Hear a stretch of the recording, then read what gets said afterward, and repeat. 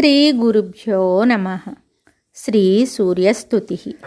నమః సూర్యస్వరూపాయ ప్రకాశాత్మస్వరూపిణే భాస్కరాయ నమస్తుభ్యం తథా దినకృతే నమః. శర్వరీ హేతవే చైవ సంధ్యా జ్యోత్స్నాకృతే నమః.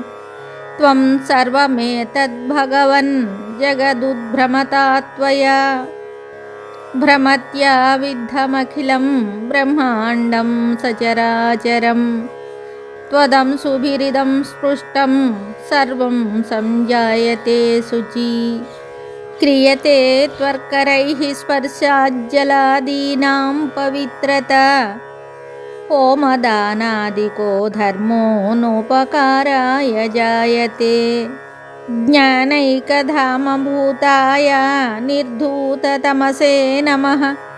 శుద్ధజ్యోతిస్వరూపాయ విశుద్ధాయ మలాత్మనే.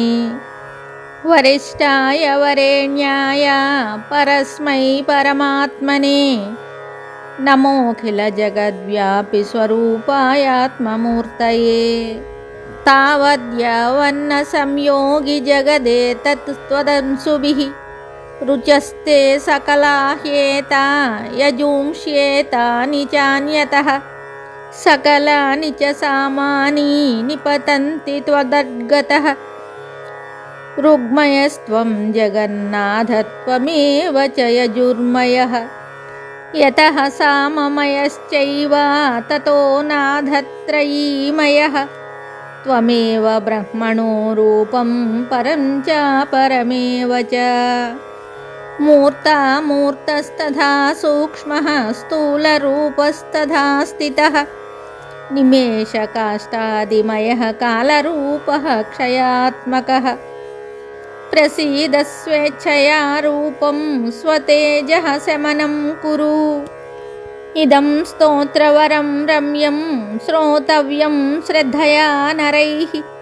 శిష్యో భూత్వా సమాధిస్థో దత్వా దేయం గురోరపి. న శూన్యభూతైః శ్రోతవ్యమేతత్తు సఫలం భవేత్. సర్వకారణభూతాయ నిష్టాయై జ్ఞానచేతసాం.